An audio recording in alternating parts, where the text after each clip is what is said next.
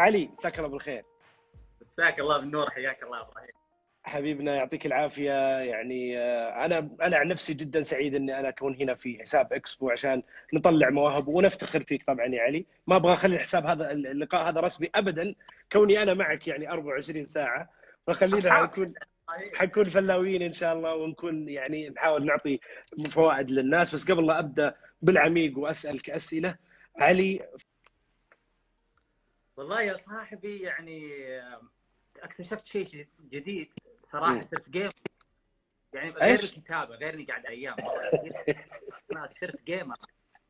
ابعد عني، انا وش الحين لعبت يا علي؟ 5-6 العاب. يا اكتشفت رجل اشياء ايش هي؟ جديده. عطني اول شيء، اياها. انا اخر شيء لعبته كانت بلاي ستيشن 1 قديم، فانا مره درايفر قديم مره. الكوره القديم ذاك روبرتو كارلوس، عرفته؟ روبرتو كارلوس، اي فرجعت معروف. ارجع علي ارجع. ايه معليش، تفضل. إيه. انا إيه. ما وزنت.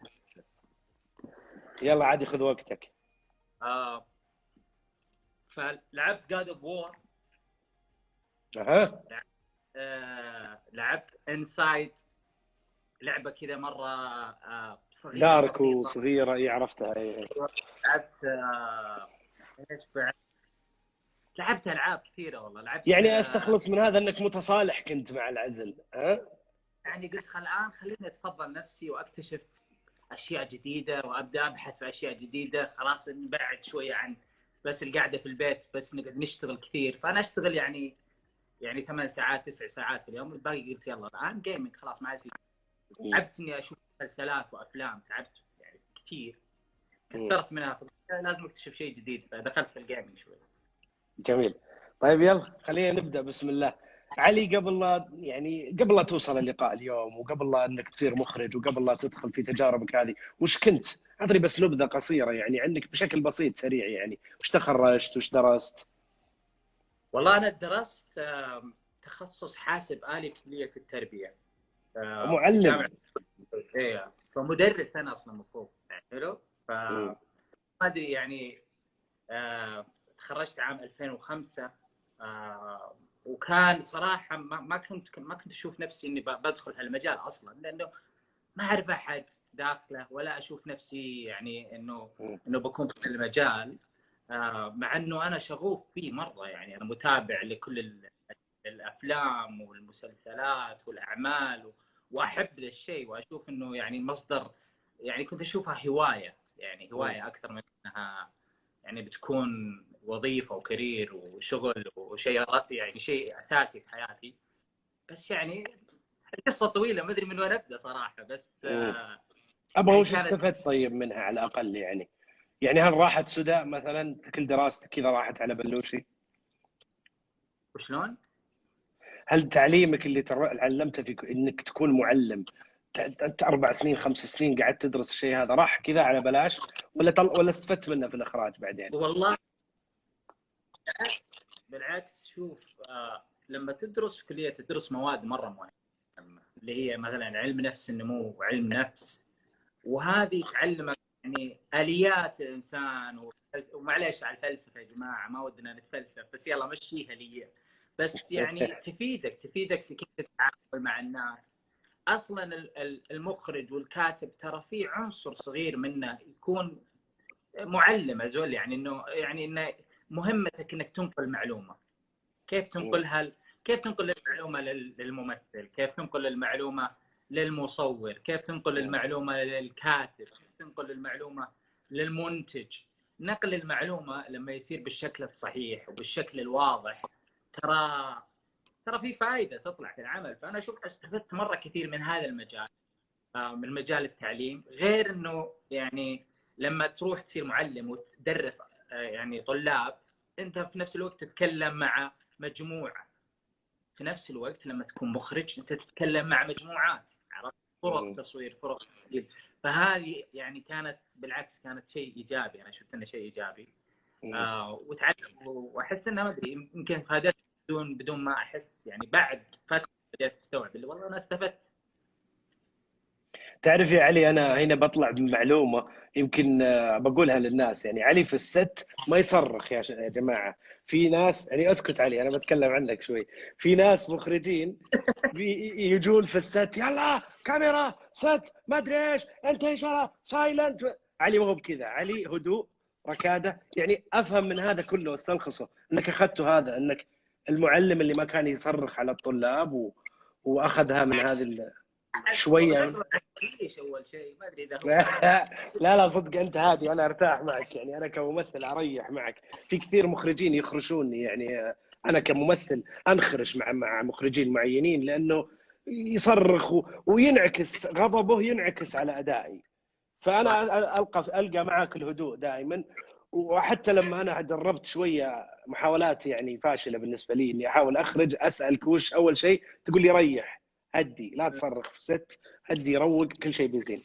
اقول طيب. لك بس انك تتفهم يا ابراهيم، معلش استرسل شوي في الموضوع. تفهم ترى المخرج عليه ضغط من اكثر من جهه، من جهات كثيره. العمليه هذه اللي نسويها فيها الفريق التصوير، فيها فريق الانتاج، فيها الممثلين، فيها الوقت، في عمليه ضغط. فالمخرج الشاطر هو اللي يتحمل الضغط اتوقع، يعني ما يخلي الضغط يعكس على العمل وعلى التصوير ولو يا علي، انا اشوف المخرج زي، اذا خلينا نبسطها ونروح لنادي مثلا او فريق كوره، اذا الكابتن او المدرب مخترش وخايف من المباراه، هجت.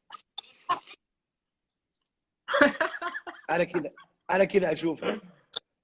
اذا مثلا الكابتن جوا الملعب يقول له ها يا مدافع انت يا تعبان، ليش تعدي منك الكرة؟ خلاص اقول لك شيء، كوبري الجايه اللي بعدها. ف... فيا مقارنه. يا اي ثينك انا احب كذا اقارن دائما الكوره، نحس انها قريبه مننا دائما. في مقوله يا علي دائما تقولها في الست، وانت تعلمتها اكيد من شخص يعني له يعني بال طويل في الاخراج. تقول لي دائما كاستنج از دايركتنج. اختيار الممثل هو اهم من، او اول نقطه في الاخراج. اعطني سولف لي عنها انا اعرفها زين بس ابغى الناس يعرفونها. اوكي يعني هي ما هي بس قال هي قبل. طيب انت لما يجيك يعني نص، سواء انت كتبته ولا كتب وانت بتنفذه كمخرج، ترى في جزء مره مهم. يعني انا اهتم في الجزء هذا، هو يعني الممثل لما تختار ممثل بعنايه، تختار ممثل مو لانه النجم، تختار ممثل لانه يصلح في هذا الدور، لانه بينعكس في الدور بشكل كويس. ترى انت سويت 50% من العمل، ما يحتاج توجهه كثير. هو اصلا راكب عليه الدور، هو في الفئه العمريه الصح، في الزاويه الصح في حياته، هو سوى البحث الصح. فانا اشوف انه ايوه كاستنج، يعني كاستنج هو اللي يعني ترجمه اختيار الممثلين، جزء مره مهم. نشوف افلام كثير تجانس الكاست. من علمك يا علي؟ من علمك الشيء هذا؟ من اللي اخذت منه دائما يقول كاستنج از دايركتنج؟ كثير والله. انا اشوف انه كثير من المخرجين المتفقين اللي احبهم، يعني سواء من من الجيل القديم اللي نقول من الخمسينات والستينات الان الى الان الكلمه هذه تتردد. طب اترك، انا جايك للمخرجين اللي نحبهم وهذا. كيف، وش النظره اللي تنظرها للممثل عشان تختاره في الكاست هذا مثلا؟ ولا هو النص هو اللي يترجم لك، مش انت اللي تختار؟ ايوه يعني النص يا اخي ما اعرف، صعب الكلام في الموضوع لانه ما في موضوع محدد. ما في قاعده. هو بعض الاحيان تلقى نفسك انه والله هذا الممثل ما بينفع ويطلع ينفع، وبعض الاحيان تقول والله هذا بينفع مره كثير وبسبب ظروف الحياه والتصوير ما ينفع. فما في قاعده، يعني مجال كسر القواعد خلينا نقول. يعني ما هي على والله لانه شكله زين او خلاص يصلح، والله لانه ما هي بلها. كل نص يترجم اختيارك. كل عمل كل عمل له ظروفه، وكل عمل له يعني المعادله اللي تمشي فيها وتحس فيها وتنمو فيها. يعني كثير دائما يسالون في الانستغرام، يجيني اسئله كيف ادخل في التلفاز، كيف ادخل؟ هل بشكل دوري تسوون في تلفاز كاستنج او تسوون كاستنج كول اداء ممثلين ولا؟ تعجبني تسوون كانك ما انت انا الساحب على امكم، انا ماني دخل فيكم الحين، انا اكسبو الحين. شوف تجارب الاداء اللي شوف خلينا نقول، لانه انا امثل بعض الاحيان، كنت ممثل يعني تركت شوي. يا اخي كيف تطلع تمثل؟ انت عندك ملكه التمثيل، تشوف نفسك ممثل، تحس ما حد فاهم الرغبه هذه اللي عندك، ودك تمثل، ودك تطلع في الاعمال. انا لو اني في هذا الوضع، وكنت في الوضع يعني زمان، يا اخي يا انك بتسويها بنفسك، بتحاول تجمع فريق عمل وتحاول تسدد وتقارب وتروح تاخذ ادوار صغيره عشان تثبت نفسك اول شيء، وتبدا الناس يتواصلون معك على هذا الشكل، او انك بتروح السيستم القديم اللي هو خليني اروح احاول ادخل مشاريع مره كبيره وبيكون صعب الدخول ومنافسه. ففي خطوط، في فرص، في اشياء مره كثيره. في الان احنا في مرحله مره حلوه. الان بدات الحمد لله يعني في السعوديه بدات المشاريع. تكلمنا اخر 10 سنوات، انا اشوف انها شيء مبدئي يعني القادم هو الكبير. المشاريع اللي بتنطلق عنها من اصحابي، من المنتجين، من المخرجين، مشاريع مره كثيره. ففي فرص مره كثيره للممثلين، خصوصا وانه المخرجين والمنتجين يحتاجون الوجوه الجديده. فكل ممثل بيجي جديد الحين عنده فرصه ترى ممكن اقوى من الممثل القديم، لانه خلينا نقول انه الممثل اللي بيجي بدون صوره جديد بيكون مبدع، بيكون فنان، بيكون يعني الناس تتامل بصوت جديد حتى في التمثيل، وله قصورا في الممثلين الموجودين في السعوديه. طبعا فنتكلم حد يبغى يدخل في مجال فالمكان يعني مكان جميل. عشان اسهل وابسط الكلام اللي قلته، يا جماعه ترى انا وعلي والتيم كل اللي شفتوه ترى تجمعنا لان كان في ستاند اب كوميدي سين فترتها من 10 سنوات. علي شافني، علي شاف فلان، علي تجمعوا مع فهد مع علاء، ما هذا سوينا لا اكثر كبدايه، وتمشي تمشي تمشي. بدينا نشوف ناس من مشهد من انستغرام، مثلا ابو حمدان ترى عرفناه من الانستغرام مثلا، بدينا ينقربه. فلان عرفناه من كاستنج، شفناه طلع. يعني هي مختلفه، انا افهم هذا الشيء. ابى اروح لنقطه ثانيه بدامنا فيها وقاعد تكلمنا عن البدايه، بس بشكل سريع كيف بدا التلفاز؟ عام 2010 2010 10 سنوات صح؟ ايوه 10 سنوات. كان حاجه حلو يعني عشان نفهم انه بدت كان في شيء ناقص. كنا نشوف يعني انا وعلاء يوسف ذاك الايام كنا نشوف انه في يا اخي في مبدعين ما حد يعرفهم وهم لا يعرفون بعض. كان جيل تو طالع، جيل 2005 2010 تو طالع بس وموهوب جدا وعنده تجربه، بس ما في عمليه تواصل بينهم. فقلنا يا اخي ليش ما نسوي منصه تدعم هالجيل، تطلعه، تسوي وثائقيات على التلفاز. كان اسمها اول يوميات، وهي انك تاخذ فنان ما حد يعرفه، تسوي عنه وثائقي صغير تعرف الفنانين الثانيين عنه والمجتمع عنه. الفكره كانت صعبه لانه ما كان في يعني ما وزناها مره كويس. فقلنا لا خلينا اجل نبدا بانه احنا نسوي شيء ونبدا نستنسخ يعني التجربه في اماكن مره كبيره. وهذه جزئيه يعني مره بسيطه، ما اعرف كيف اختصرها مره، بس هذه احد يعني الاشياء اللي فكرنا فيها في بدايه التلفاز. اللي اوكي في نقص الابداع اللي نشوفه في التلفزيون وفي المنصات وفي الفنون بشكل عام، هو ما يمثل 100% الجيل اللي احنا عايشينه. تحس انه فيه شويه انفصال عن الواقع. بنفس الوقت الجيل الجديد ما هو ممثل بشكل يعني صوته ما تشوف صوته، ما تشوف الصوت الجيل الجديد. فكانت هذه الفكره.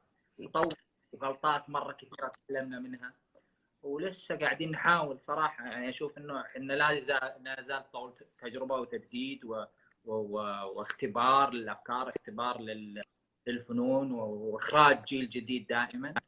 يعني المرات الجايه اللي بنختار منها بنروح ناخذ من التيك توك، صح؟ لا امزح. والله شوف والله في مبدعين يا اخي. صح، صادق. انا بس ابغى اقول لك شيء برضه على سبيكينج اوف تيك توك. انا كنت في البدايه احسبه رقص وكذا، في ناس ترى عندهم ستايل زي الفاين زمان اللي هو الكت والايديتنج السريع، فيه امل انك تستقرب ناس من اي مكان كان. برجع مره ثانيه للاخراج. دائما علي، دائما تقول لنا التايمينج مهم، التوقيت مهم في اللوكيشن. قلت لي دائما قصه في مارتن سكورسيزي وهو وفريقه كانوا يقعدون ستاند باي كذا لين ما الشفق حق الفجر يبان، لان كان عندهم شات يحتاجون فيه عرفتها اتوقع. كون براذرز اكثر اللي هم مخرجين عفوا. يا اخي شوف، وما ودنا واعذرونا اذا اي احد قال ايش الفلسفه ذي، بس هو عمليا يمكن في احد مهتم بالتفاصيل نتكلم فيها، وسامحنا على بعض التفاصيل اللي يمشي ان شاء الله نحاول نفهمها. العمليه اللي نسويها احنا عمليه لوجستيه ميكانيكيه فيها جوتها ابداع. حلو، انت تتعامل مع شيء فني تمثيل، بس في نفس الوقت يحده وقت، يحده ميزانيه، يحده فرق عمل واشخاص. هي عمليه لوجستيه من خلالها تبدا تسوي شيء، بدك تسوي قصه، بس تنفيذ القصه دي يحتاج خطوط كثيره، يحتاج. فعامل الوقت عامل مره مهم. كم تقعد تصور ساعه في اليوم؟ كم تقعد تصور يوم في الشهر؟ متى الاوقات اللي تصور فيها؟ وذاك ليش تكلمنا في الموضوع؟ انا تكلمت في في شيء معروف في عالم الانتاج اللي هو الجولدن اور، اللي هو ساعه من شروق الشمس او من قبل شروق الشمس، يعني الى الساعه 6 على حسب اختلاف توقيت العالم يعني. بس قبل شروق الشمس في نص ساعه او ساعه يسمونها الساعه الذهبيه، اللي هي الشمس لسه ما شرقت بس الوان الاشياء في والمواقع في افضل لون تكون. وهذه الساعه اللي من اصعب التصاوير، من اصعب اوقات التصوير، لان وقتها محدود. فانت لو تصور مشهد يستغرق تصويره ساعه ونص او ساعتين، فانت عندك بس ساعه تصور مثلا يعني، وعندك 6 مشاهد 7 مشاهد تصورها في نفس الوقت. فهي عمليه ميكانيكيه، فبتحتاج انك تصورها على مدى 6 ايام في نفس الساعه هذه. حلو، عشان كذا انا كلمتك الكون براذرز صوروا 6 ايام او 7 ايام مشهد هروب واحد من جبل في فيلم نو كونتري فور اولد مان. فيلم مره حلو. الفيلم عن ملاحقه في شفق في بزغه الشمس او بدايه شروق الشمس. الفيلم تصور في يمكن 8 ايام المشهد هذا بس الحاله الهروب. فايوه عمليه معقده، عمليه صراحه تعب، وما ودنا يعني هي مره يعني الحمد لله محظوظين اننا قاعد نسويها ونحمد الله عليها. بس في نفس الوقت لا نحس بانه شيء سهل. يسالوني دائما كثير يا اخي ليش تطولون في التصوير؟ يا لانه احنا نبغى نطلع بافضل منتج. نحاول اغلاط مره كثيره، بس كل مره نحاول ان نعدل هذه. فهذه التوقيت، كيف توزن التوقيت وتوزن الممثل ما يتعب معاك ويحفظ ايش سوى امس في نفس الثانيه. انت مثلت في الثانيه ال 15 ثانيه الاولى ربع مشهد او جزء من مشهد، وبكره بتكمل الجزء الثاني وكانه في نفس اللحظه. فهي يعني ما هي بعمليه سهله، يحتاج لها وعي، يحتاج لها نرجع لسالفه نقل المعلومه. لما تيجي الممثل وتبدا تشرح له ان هذه العمليه ترى بتكون معقده شويه، لانه احنا نحتاج هذا الجهه ونحتاج الشمس في ذا الوقت ونحتاج، فهذا نقل معلومه له. اذا بدا يفهم ويحس انه انا مسؤول، لازم اكون مسؤول مع الفيلم كامل، هذا اكيد انه بيسوي اللي يقدر عليه انه يكون حاضر ذهنيا ويمثل بشكل كويس في كل يوم، كانه لقطه واحده وهي اصلا لقطه تصورت على 6 ايام او 7 ايام. في هذه مثال على بعض التعقيدات. ما ودنا نقول انه مره معقده، واحيانا تكون مره ممتعه مره حلوه، بس صعوبتها تجيب بعد ملح كذا رهيب يعني. طب على نفس السيره برضو في المونتاج، في مرحله الاديتنج، في مرات لما مثلا انا اقعد مع الاديتر وامنتج، تجي انت تطل الطله الاخيره وتقول لي لا قص هنا كفايه، ترك طولت يا ابراهيم. في تايمينج معين في النكته اعرفه في الستاند اب كوميدي، هل هو نفسه في المونتاج؟ اوكي شوف، عشان نرجع شويه فيها، ترى في نمو في انا اشوف هذا عندي نمو في الحياه كامل، بس انه الاشياء تنمو. فعندك لما تخلص من النص، خلصنا قصه كتبناها بشكل كويس، انت خلصت الجزء الاول من النمو، خلاص انتهينا. تدخل في عمليه التصوير، ترى بتتغير في ظروف صعبه تتغير، هذه صناعه ثانيه. الصناعه الثالثه بتنمو وتتغير بعد، هي في الاديتنج. عاده المخرج يمر في 3 مراحل، يمكن تقعد فيها شهر يمكن اكثر على حسب حجم المشروع. في غلط مريت فيه انا وصحيت عليه بعدين، انه خلاص تبدا تتعلق بالافكار، تتعلق بالافكار من الكتابه، ما عاد ودك تغير شيء حتى في التصوير، مع ان الظروف ما صح، وقلبك قاعد يقول لك ترى احسن الان اللي جت توها في الست احسن من النص. ثالث شيء في الاديتنج، بعض الناس ما خلاص انا شايف حلوه عجبتني ضحكنا فيها في الست، او عجبتنا او حزننا فيها، ما ودي اشيلها. بس لما ترجع تشوفها كشيء جديد في الاديتنج، تحس انه ايوه بعض الاحيان لازم تتخلى بعض الاشياء اللي انت حبيتها وحسيت انها مره ظريفه، لازم تشيلها، لانه لما تشوف العمل بشكل كامل قدامك لازم تشيل بعض الاشياء تحس انها بتفيد العمل. وهذا الاديتر يعني حلو انه المونتير ترى يقوم بعمل مخرج ثاني للعمل. ترى لما يجيك اديتر شاطر وفاهم وعارف، فهو يعتبر مخرج ثاني، كانك تسلم رؤيتك الاخراجيه لمخرج بصري. الكمبيوتر قاعد يقول لك طيب ايش رايك نجربها بالطريقه، فهي عمليه تعاونيه. فانا اشوف انه ايوه بالنسبه للتوقيت، احنا نتعامل الان مع واقع مره مختلف، وسامحونا على التسالف، انه الناس قاعده صارت تتعود على الشيء السريع. اعلانات سريعه، انستغرام، الصوره، الانترنت، كل شيء يسمونه الاتنشن سبان، اللي هو الصبر. انك ما عاد تصبر خلاص، صرنا اصلا جيل ملول. التوقيت يفرق. انت اذا ما حرصت انك تكون في كل لقطه من النص تشد انتباه المشاهد، تشد انتباهه حتى باشياء مره بسيطه، حتى في الصوره، من ناحيه الكتابه، من ناحيه الاديتنج والاصوات. فهذا يعني حتى الميوزك يعني حتى الميوزك يعني برضو في شغل مره كبير يعني. حتى علي، ما انا اعرف شغلك من الموسيقى اللي تختارها. دائما تحب كذا تجيب الجو يا اما الشعبي مره، يا اما الافريقي، امازيغي مرات تنزل لي، يعني تحس انك تختارها بعنايه هذه عشان تمشي مع الرذم. التريلر موسيقته غير الموسيقى الاصليه، يعني فيها عالم يعني كبير. اكيد الموسيقى جانب مره مهم، وللاسف يعني ما ادري ايش صار في الموسيقى عندنا، في محاولات لتجديدها، بس يعني لو تشوف الموسيقى نموها في الستينات والسبعينات في السعوديه في الفتره الذهبيه، وفي بعض القليل كانت في التسعينات في الفتره الذهبيه، في شيء غلط، في شيء ما هو صح هناك، ما ادري وش يعني. هم فنانين عظماء اللي صار، بس انا اشوف انه يعني ليش اروح مثلا للموسيقى الافريقيه بعض الاحيان؟ لان اشوف انها تمثل صوت الصحراء اكثر. وإحنا يعني انا عايش في الرياض وعايش في نجد، والصحراء لها طابع واضح معانا كانسان، كتجربه انسان في الصحراء. فالموسيقى مثلا الامازيغيه او الموسيقى المالي، موسيقى الطوارق، انا احبها لانها حسيت انها تمثل الصحراء اكثر من الموسيقى اللي احنا نسويها. حسيت انها تتجانس، وما ادري حسيت، فالحمد لله يعني تضبطت.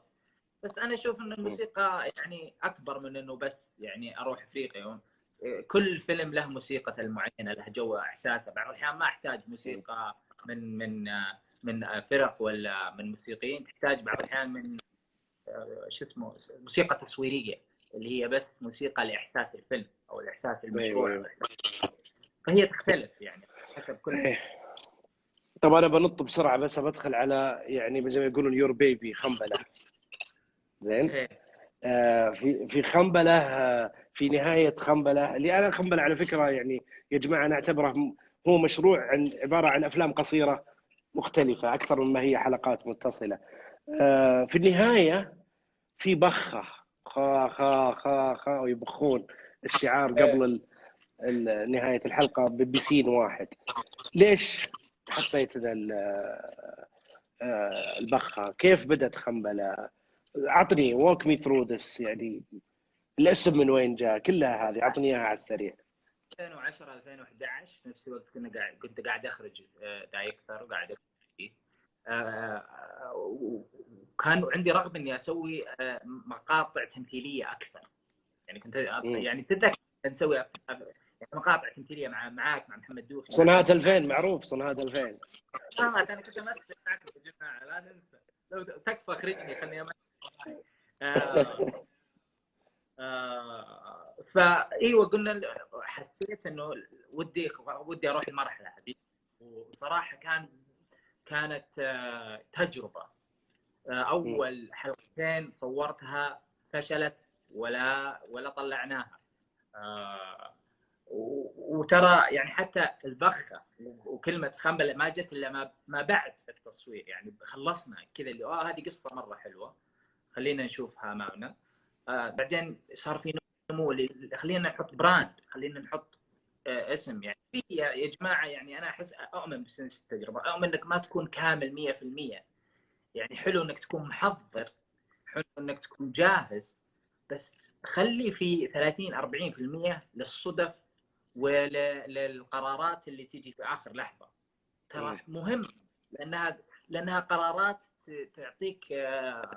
وهذه ممكن يعني تعلمتها او شفتها في مخرجين مره احبهم زي مارتن سكورسيزي، انه هو يؤمن انه لو تقدر تغلف عملك حتى لو انك انت محترف سر بشعور من حس الطلاب او حس الهواه، انك لسه انت هاوي، ترى لسه انت قاعد تجرب. حتى لو انك عندك يعني مشروع مره كبير لا تنسى حس التجربه. فهذا انا مره أبدو. عشان كذا عشان التجربه انا خليت سالفه الشعار الاخير. وانا محب للستريت ارت والجرافيتي ومتابع له من تاريخه من الثمانينات في نيويورك في امريكا وفي لندن وبانكس والاشياء اللي كانت تصير في النمو هذاك. وحسيت انه عندنا موجود في فن في الشوارع ما قد شفت كثير عربي ذاك الوقت. كنت ابغى اسوي عربي، تعاونت مع ابو رزيقه فنان شوارع جدا جميل، سوينا فكره اللوجو. وقلت يلا خلينا نبخها. في احساس في الجيل اللي وده يحط بصمته على الشارع. احنا موجود في الرياض، حس المكان كنت ابغاها يعني صراحه مره مهمه. واذكر ذا الشيء برضه جاب بشكل وبطريقه ثانيه. صاروا الناس يصورون لنا بختكم اللي تراكم بخيتوها في البر في هيت، صاروا يصورونها لنا بخه ثانيه ما ادري يعني ما كانت اللي خلينا نسويها عشان الناس تصورها بس. اي لا جت كذا. ايه حلوه الحمد لله يعني الناس شافوا فيها. طب والاسم الغريب ذا من وين جاء؟ انت قاعد تطلع فضايحنا يا ابراهيم. لا اطلع.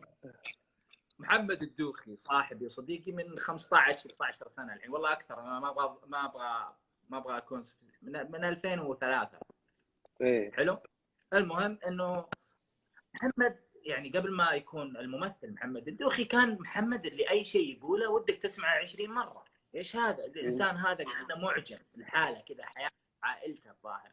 فكان دائما يقول كلمات تضحكني مره. يعني ترى خنبله 4% من موسوعه الكلام اللي عند محمد. حلو. ومؤثر فينا. طيب شيء جديد على فكره. الان اذا جت لحظه سكوت في جلسه كذا وساكتين فجاه اوت اوف نوير يعطيك جامبو.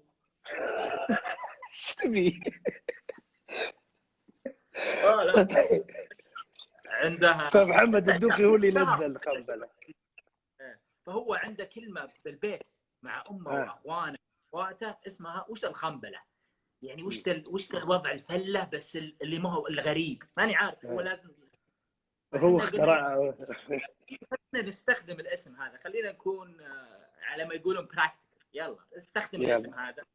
خل وانا لو جاني الحين والله ما استخدمه، بس هو يمكن نستخدم جامبو الجديد.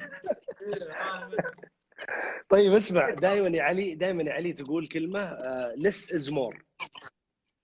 يا ابراهيم less is more، لا تكثر، شوي less is more كذا. وش هذا؟ سولف لي عنها اكثر، ابي الناس يعرفون عنها اكثر. اوكي يا اخي، اسلوب حلو هذا، انا اشوفه انه روق في كل شيء، خلينا رايقين جوانب الحياه. انت لما less is more بمعنى انه لما خلينا نقول مع بعض يا ابراهيم، وانت عارف انت مع يعني تشتغل معايا كثير، وانت تشتغل مع ناس غيرنا كثير، تعرف لما في سيمفونيه امامنا، خلينا نضربها بالمثال هذا، عزيفه كمان، عود، طبله، فرقه موسيقيه كامله، وفي مايسترو، وفي حضور، وفي هذه كلها اجزاء من ملحمه فنيه، خلينا نقول اذا هم فريق عمل. الممثل، المصور، الممثل الثاني، مدير التصوير، السينماتوجرافر، الاديتر، المخرج، الكاتب، الموسيقي، هذول كلهم عناصر في عمل واحد. لما تكون العناصر غير متناغمه، تلقى الممثل بعض الاحيان يؤدي بشكل مره زياده عن اللزوم وياكل الجو، والسينماتوجرافي بعض الاحيان تضرب اكثر، تحرق. شوفوا السينماتوجرافي بعض الاحيان المخرج يقول شوفوا اخراجي كثير، شوفوا السينماتوجرافر، شوفوا السينماتوجرافي حقتي كيف. انا احس انه هو عادي، هو طابع انسان انه انا ابغى اقدم افضل، ابغى ابين، بس كيف يطلع على عمل في الاخير عمل غير متناقض. السيمفونيه ما هي حلوه لما كلنا نهدى، لما كل واحد يسوي جزء الفنان الكويس بنمط كويس وطبيعي. less is more تقدر تقولها الممثل، تقدر تقولها السينماتوجرافر، الاديتر، المنتج، المخرج. less is more روق.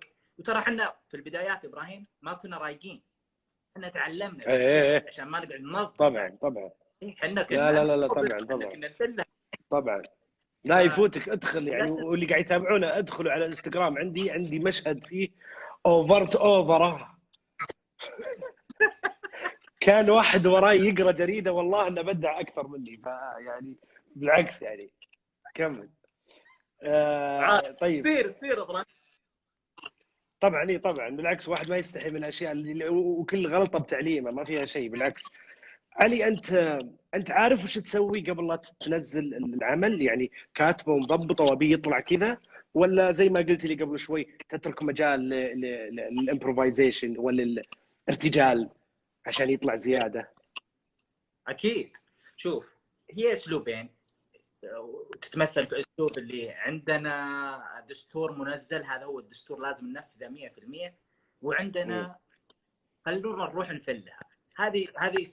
هذه المسطره من طرفينها، خلينا نقول.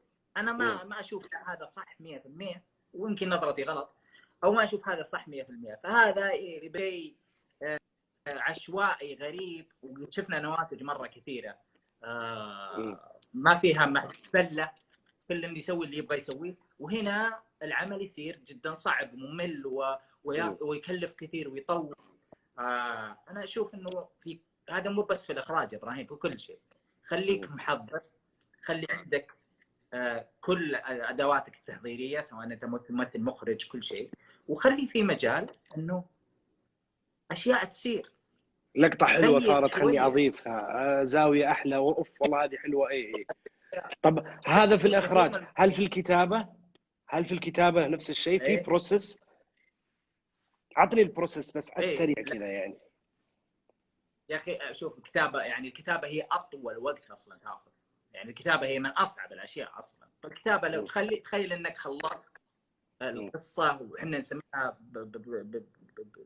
بالعاميه درافت 1، خلصت انت، عندك الدرافت 1، فهذا انت تقدر تقول انه خلاص انا هذا هو الدستور حقي.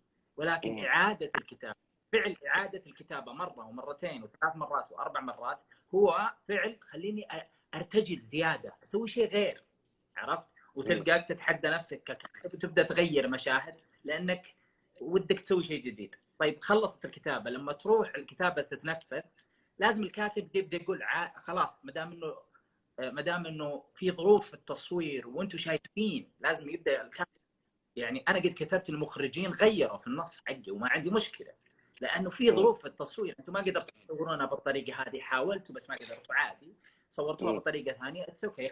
اهم شيء انه الناتج يطلع بصوره حلوه، عارف؟ من الصوره اللي شفتها عادي في الاخير. طب ابغى اركز شويه في الكتابه. كيف ابدا بروسس الكتابه؟ هل يجيني مشهد وانام عليه بعدين اقوم بكره ابني عليه حوله، ولا اختار قصه وادخل فيها، ولا او على الاقل وش الستايل اللي انت تسويه؟ انا اعرف انه في مدارس كثيره، بس الستايل اللي انت تسويه. هو بدا من شيء مره شخصي. حلو ابراهيم، انا يعني في 2012 2010 لما بديت اكتشف اني اقدر وحبيت الكتابه كثير، كنت ذاك الوقت خاطب زوجتي اللي في الشرقيه في الظهران، وكنت امسك خط كل ويكند اروح، يعني نروح نسوي علاقات غرام وتعرف على الزوجه.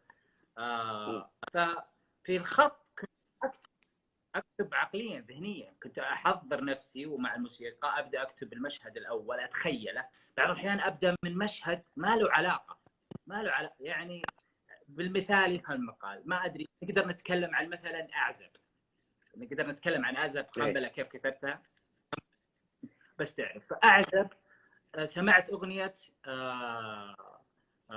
علي عبد الكريم، شو اسمها، بنلتقي. تذكر الاغنيه هذه؟ ايه ندري وبنلتقي. كنت اسمعها كذا ابغى اشوف التسعينات ايش صار فيها.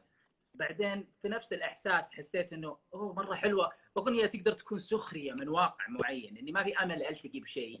وبديت اقول والله كان ودي اسكن في بيت الحين، عارف؟ يعني كان في امل الجيل اللي هو يبغى يمكن نفسه. طيب ودي اسكن في بيت. فجت فكره واحد كذا، جت في بالي واحد قاعد قدام بيت يناظر والاغنيه، يعني انا ما في امل نلتقي بس هو يتمنى النفس. فهذه بدايه، كانت بدايه شيء ما كنت عارف وين بيروح وش هو اصلا. فماسك خط ماسك خط وقاعد تسمعها. بعدين تبدا تنمو، تبدا تقول القصه. انا اؤمن ان القصه مو بلازم تكتمل ابراهيم. اذا قلت لك ذا المشهد حلو، انت ككاتب مفروض انك تسوي تست، يعني تختبر افكارك قبل ما تقول لها واجب. تقول لاي احد ترى تسويها، احنا نسويها كاشخاص كناس. لما تسولف مع اي احد تشوف قابليته للسالفه. اذا ابراهيم لما تقول نكت مثلا، اذا شفت انه والله النكته هذه سوت شيء كويس ضحكت الناس، ارجع اسوي لها كول باك. او انه تبدا تقول والله النكته ذي شدتهم اكثر شيء بس يبغى لها تظبيط. نعم. نفس الشيء الكتابه. اوكي طيب هذا انشدوا يعني المشاهد او اللي قاعد يسمع مني الفكره، لانه حلو انك تقول افكارك وانت تكتبها. كتبت اليوم مشهدين ثلاثه قولها لاي احد، سوي تست. فلما تقولها لاي احد تبدا تعرف هو وين يطفش. واصلا يا جماعه اللي قاعد تشوفون الان، ترى لما علي يجينا يعطينا سالفه مثلا اقول له اوف لو يدخل عليها كذا، يبدا يفكر اي والله نبدا نبني مع بعض، نبدا نحط صح بالضبط. طب خليني ادخل على التجربه الفعليه اللي دخلت فيها، يعني كاول فيلم انت سويته تجربه كامله اللي هي وسطي. كنت تكتب شورت فيري شورت فيلمز اللي هي قنبله 15 دقيقه 20، بعدين رحت لي اكثر 45. وهذا حكيني عن التجربه هذه، كيف كانت صعبه عليك؟ والله حبيتها ما حبيتها؟ اوكي، هي تجربه باخطائها وباشياء اللي تعلمنا فيها واشياء اللي انا مؤمن انها منها فائده في الاخير، يعني استفدت سواء بالغلط وبالصح. في اثراء في ارامكو، مركز اثراء، مركز الملك عبد العزيز، كان عندهم دعم لصناع الافلام وكلمونا انه نبغى نسوي افلام، وحنا كان عندنا افكار، يعني كنا نبغى نقول يا اخي عندنا افكار بس يحتاج لها يعني شويه دعم. فوسطي كان يعني بذرة بدت يعني احنا كلنا نعرف الحادثه اللي صارت في مسرح اليمامه، وحسيت انه يا اخي انا من الرياض وعشت حياتي كلها في الرياض، يعني فوق ال 35 سنه الان في الرياض، وهذا حدث مره مهم انه سلبي. وتعرف انا ما احب اصلا سالفه الايديولوجيه وهذا ضد هذا ما احبها اصلا، بس انه الحدث مهم، مو بهذا الشيء، الحدث مهم لانه مسرح فن وعاجبني، وحسيت انه يا اخي خلينا يعني نسوي بشكل ايجابي. فاتذكر يا ابراهيم كيف تغيرت القصه، يعني كنا نقول خلينا نتناول القصه وكنا نحاول نكتبها، لان انت يا ابراهيم جيت قلت طيب جيت انت يا ابراهيم قلت شيء يغير كل شيء. ابراهيم انت قلت طيب ورا ما نروح لقصه واحد ثاني ما كانت اعمى، انت ورا مره السكيورتي اللي كان جالس بعد. اوكي احنا الان قاعدين نحكي قصه، صح انه نقدم قصه وسطيه كقصه مهمه في تاريخ الفنون السعوديه، بس في نفس الوقت خلينا نكون ايجابيين، ما يكون الفيلم الكئيب الدراما. تعرف عندنا جاي من يعني شويه ضحك في الانترنت وفي تجربتنا، فخلينا نكمل على التجربه.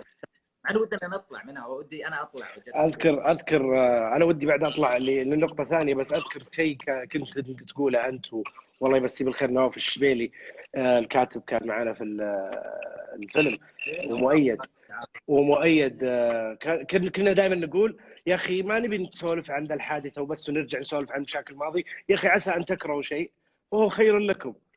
اكيد في سالفه حلوه صارت وسط التراجيديا اللي هذه حصلت، او المشكله ذي اللي صارت، فاعطيتها انت وضعيه طوط خلينا نشوف سالفه ذا الاعمى واسحب على ذي كلها. فهذا كان شيء جميل. خليني انط منها بشيء بسيط. اوليفر ستون مخرج افلام عالمي، جاء يوم من الايام يا جماعه جاني اتصال، وصل للسعوديه وقالوا لي ابراهيم اوليفر ستون هنا، تعال خلينا نسولف معه. قلت لا ابو يجيبوا المكتب. فجاء المكتب وتفرج على فيلم وسطي، وعلي كان زي الطالب يبغى يشوف اللي اخرج سكارفيس واخرج اشياء. كنت في ثاني ابتدائي، يلا يا يلا يا ستون شوف فيلمي. بس على السريع قول لنا بعد ما شاف وسطي قال لك ميزات وقال لك سلبيات، عطنا اياها. انا حسبت انه ما بيفهم شيء بيني وبينك، يعني ما توقعت انه بيفهم شيء، فجاء كذا اعطاني اياها بوضعيه كذا، قرب من وجهي وقال لي عجبني الفيلم مره حلو وابغى اشوف منك افلام كويسه، بس عندي مشكله. قلت وش؟ قال الترجمه وايقاعك شويه سريع، ايقاع عندك مره سريع. وانا قاعد اقول سم اوكي بس ودي واحاول ابرر. هو كذا حركات. خلاص قلت لك رايي، مع السلامه. لا بعد في شيء قاله قبل لا يقول مع السلامه. في شيء قال سالفه الزبريه ذي فقشه صح؟ قلنا له فقشه قال يلا السلام عليكم. ترى اوليفر يا جماعه، يعني شوف افلام مدرسه، هو الحاد من الجيل اللي جاء في السبعينات وسوى اسلوبيه الاديتنج، ويمكن اثر علينا كثير يعني. طيب سبيكينج على التاثير والحديث عن التاثير، هل تحس ان في مدرسه حاليه او مدرسه قديمه اثرت عليك انت يا علي؟ ما انك انت مطلع وتقرا اشياء في الماضي ودائما تحكينا فرنش نو ويف والايطاليان مدري وشو اللي تحسه قاعد ياثر او مشابه لنا؟ ما ادري، ما ودنا نقارن، بس في تجارب مره مهمه صارت في تاريخ الفنون، خصوصا الفنون البصريه والسينما والافلام والمقاطع والتمثيل. يعني احنا يعني لو نتكلم عن الفرنش نو ويف واجزاء التقاطع معها واجزاء التقاطع مع النيورياليزم الايطاليه والواقعيه الايطاليه، الفرنش نو ويف هي الموجه الفرنسيه الجديده، صارت في الخمسينات. بس عشان نختصرها هي عشان الوقت برضه معلش، هي انه موجه صارت ناتجه عن انه الافلام صارت افلام شركات تسوي افلام، ما هو بصناع افلام يسوون افلام. الفنان انمح في العمليه الفنيه. وصارت الافلام مستنسخه بشكل واضح. زي ترى احنا قريبين مره ثانيه الان في امريكا كذا، وصلوا للمرحله مره ثانيه. طلعوا كم مخرجين جود اوت كثير، هم مجموعه كانوا يشتغلون في مجله نقاد سينمائيين، وقالوا احنا لازم نرجع جو سينما المخرج، رؤيه المخرج كراوي كانك تقرا روايه، له صوته له صورته. ف وجيل جديد، خلينا نسوي شيء جيل جديد، وخلينا نتكلم عن السينما اصلا كميديا، يعني ننتقد الافلام. حلو. فشفت انه في يعني احنا انا استفدت من التجربه هذه، وحلو ترى ان الانسان يستفيد من تجارب التاريخ، لانك ما ودك تبدا بشيء قد سووه الناس مره كثير، بالعكس تستفيد من تجارب الناس. فهذه يعني علي ينصح الجميع، يعني اللي قاعد يشوفنا الان يرجع يبحث في الفرنش نو ويف والتجارب القديمه، لان فيها تشابه حاصل حاليا. ايوه باختلاف، يعني باختلاف مره كبير طبعا. واقعنا السعودي مختلف شوي. ايوه يعني مجتمعنا مختلف، بس يعني في تقاطع، في نقاط تشابه. لا هو اتوقع يقصد الاوريجينال يعني مثلا. ايوه اتوقع الاشياء الجديده، في اشياء مره جميله قادمه ان شاء الله. ما ودنا نتكلم في التفاصيل، بس اكيد احنا يعني شغالين مع كل نتفليكس، تجربتنا معاهم كانت مره ممتازه او مره محفزه، وحسينا بالتفاهم والاندرستاندينج. وليش لا؟ طيب اي ويل جمب من الاسئله حقت الناس، لانه صراحه النقاش اخذنا وقت ما بقى لنا تقريبا 10 دقائق. بعطيك سبيد راوند سريع وتجاوبني عليه. اول جواب يجي في بالك، لا تطول فيه. اول مسلسل شفته في حياتك وحبيته؟ فول هاوس. بسرعه. سوري. حلو. فيلم عدته مليون مره؟ ذا ماستر. اوكي. افضل مشهد في فيلم؟ There will be blood، لما دانيال دي لويس قاعد يشوف انفجار النفط. ما ادري ترى بسرعه قاعد اشوفه، بسرعه قاعد اجاوبك. احسن شيء، احلى شيء بالاخراج،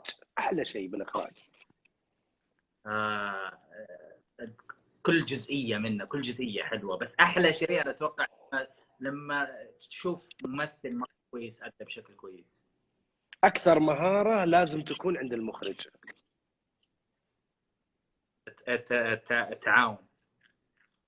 اوكي. نقل المعرفه. اوكي. افضل فيلم؟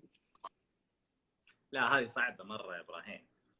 واحد من افضل الافلام اللي تحبها؟ ذا ماستر.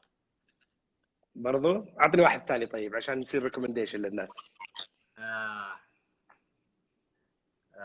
2019 يلا 2019 عشان لا ازال 2019 سنه.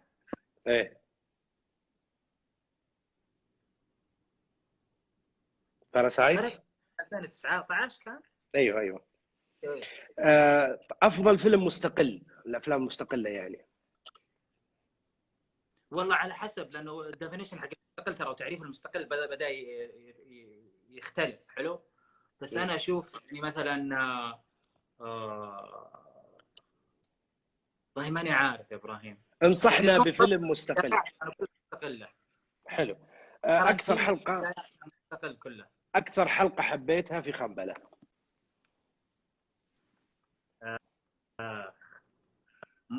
والله كلها حلوه، بس انا عجبتني اعزب. حسيت انها يعني بس قديم الكلام. مخرج تحبه مره؟ كثير يا ابراهيم صراحه، لانك تتعلم منه الكل. بس انا اشوف يعني انا احب هذا الجيم سريع هذا يعني. اوكي. بول تامس اندرسون وسكورسيزي. يلا. رايتر؟ بول تامس اندرسون. ممثل تبي تخرج له، انترناشونال لوكال ما تفرق؟